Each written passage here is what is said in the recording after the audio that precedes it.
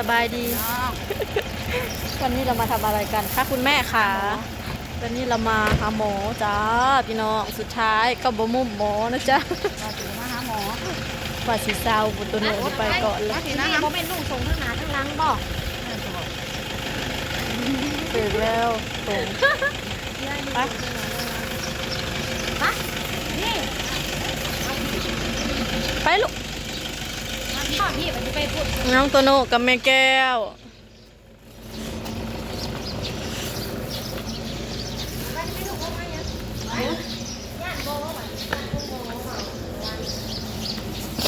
โอ้ว่ายืนยังเชไอ้โนนะยืนยังเชบ่ลูกไอ้ตัวโนขึ้นดูปดเกิบลูกย่างก็ไปพูดไปนั่งผู้อยู่ในน้ำหมอนี่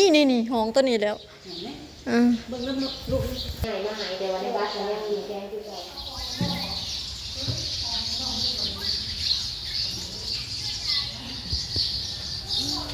ขาแม่แก้วกดก่อนพี่น้องเลย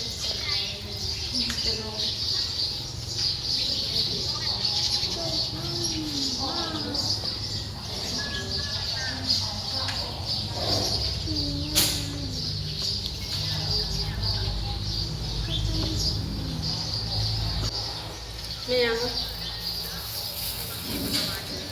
เดี๋ยวดื้อเด้อแม่บอกนะก็คือมือจะชูเดี๋ยวดูคือไปเลยอยู่ชิได้เนาะแจ้งมันอยู่ชิได้เนาะ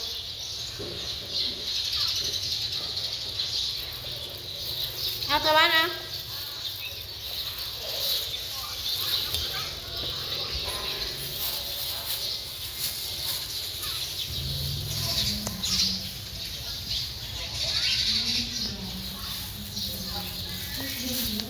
บางพามาไม่ใหญ่กับลานไม่แก้วกับน้องตัวโนตอนนี้น้องอันนี้ต้องถามไม่แก้วกวดก่อนน้ำลดกวดเลือดแล้วเรียบร้อยพี่น้องกวดทุกอย่างแล้วหมอเพิ่นเขียนใบสั่งยาให้เราก็จะไปเอายาแต่ก็กลับบ้านได้จ้าไม่แก้วบ่ได้มือพี่น้องหมอให้นอนจ้าหมอให้นอนนะจ๊ะคุณแม่ทำตัวโนนได้ยาเมื่อกินพี่น้องขั้นนั้นอาการบอดีขึ้นยังกลับมาคนจะใส่ยาหายก่อนนอนใส่ยาสะก่อนติดตามสะก่อนไม่ต้องกวดใหม่ก่อนเปลี่ยนกันนอนโรงหมอเห็นจีเดงว่าจะบ่อยากมาจีเดงว่าเอาเครื่องได้ติดบัด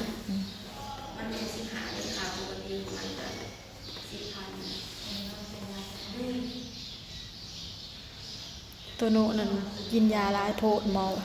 ยาดีเจ็บคอเห็นหมอเนี่ยนั่นแล้วหมอจังบอกให้กินยาเองอยู่เฮือนมาหาหมอเม็ดเลือดขาวรุดบัดนี้เฮากินยาเองอยู่เฮือนยุดเด้อว่าหมอกินน้ำเพิ่นเหมือนเป็นเอายาอันนั้นให้ยาลดไข้กับยาอันนี้ยาดีไอทำให้กินน้ำหลายๆมันเมื่อยให้ชงอันนี้กินหลายๆแทนน้ำออดิดาเรามีสิบโคอีดูมาส่งบัดนี่อีแม่ก็ได้นอนหน้าว่านอนนี่แม่หลอกเตียงนอนดีตัวนอนใส่นอนอย่างนี้เป็นอย่างที่มันตุ๊กมันถามหาถึงมันเตียงไงขนาดจะเตียงนอนเบิด80,000กีบน้ำตัวโนเจาะเลือดใครแต่เก่งบ่ย่านเข็มเบิ่งเฉยมื้อนี้หมอบอกว่าคันย่านแกปิ่นอันนี้เด้อปิ่นมาเบิ่งหมอเจาะเลือดตัวโนใจเก่งเด้อใจแข็งจังว่าอยากมาหาหมอแม่เฮาอยากไปหาหมอได้แม่เฮาอยากเศร้าไว้เจ็บมันเป็นแล้วมันจะมาหาหมอปูกระดานหมอจังโปอันใหญ่โปเท่านี้แหละก็เดี๋ยวเอาปูไปโปลูกนั่นแหละได้นอนโรงหมอได้นอนโรงหมอบัดนี้80,000อันนี้ก็สินอนโรงหมอคือกันอันนี้ก็ได้แต่ยามาซื้อเอาอันอย่างอื่นแบบอยู่หาอายุเนาะเบิดเลยสิบ่อยู่เรือนเลยจังยังจะอันซื้อเอาอีกหลายอ่ะเป็น10 อันนั่นแหละที่เขาหาจะจำ เราต้องไปซื้อเอาเองเนาะไปซื้อเอาเองเกินอายุเนาะไปซ่องอันนี้อันนี้ให้เครื่องเดียว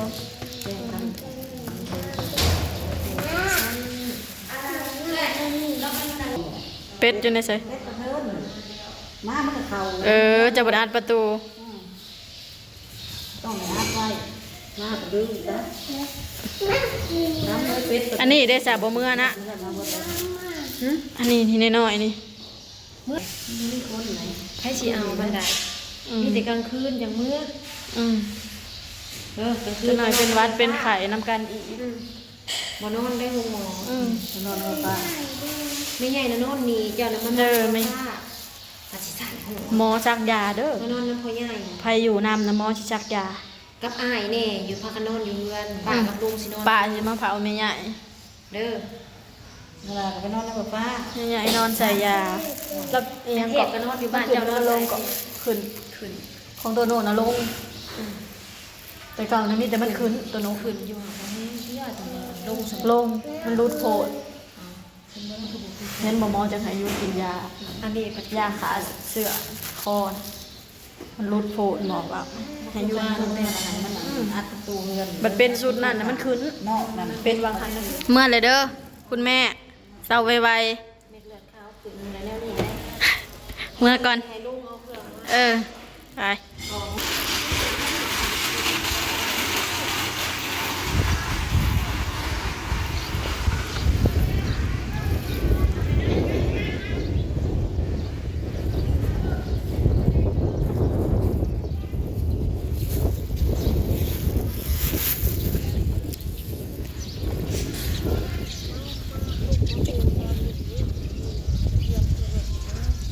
คือมีแต่ผูอันนั้นเถอะคือมีแต่ผูเป็นแหงเถอะ เสียเงินมันแสนนึง ปนูเพัด80 ฟัง เสียเงินแสนนึงแล้วเมื่อน่ะเจ้าอัด รอเลือดดิ เล่าให้ด้วยยันเป็ดมันเขาไปขี่แล้วอ่ะประตูเฮือนนี่แม่นะเมื่อแรงก็สิอัดให้แน่กับลูกเฮาอีกได้สักอันนึงนะเหตุไทยแล่นมาอีกบ่เอาเขาลงมาให้ได้ไงที่เขาไม่ใช่ไปติดเขาผ่านนะ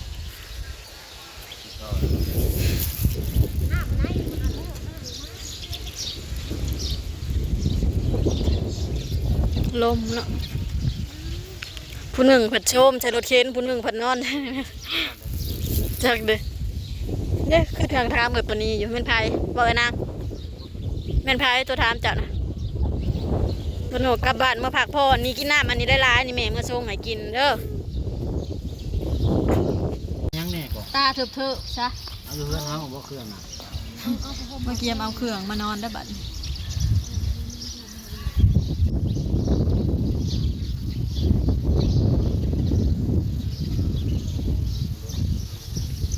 มาแรงกับมือเอาอีกพวกแนวสินพวกเครื่องจุ่มเจ้าสินอนกระโห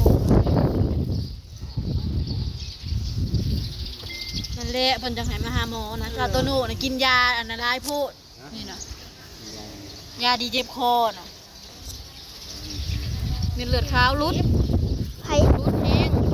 ยาขาเสื้อมันเป็นยาขาเสื้อเจ้านะหมอบอกว่ามันรุดแห้งหามยุดเลยจัดยาดีไอให้กับยาดีไข่กินไปสองอย่างนี่จะให้กินน้ำอันนี้ได้หลายมันเมื่อยมันหักมันเมื่อยมันยังบ่เช้าเลยหมอให้มาให้อีก น่าติดมาก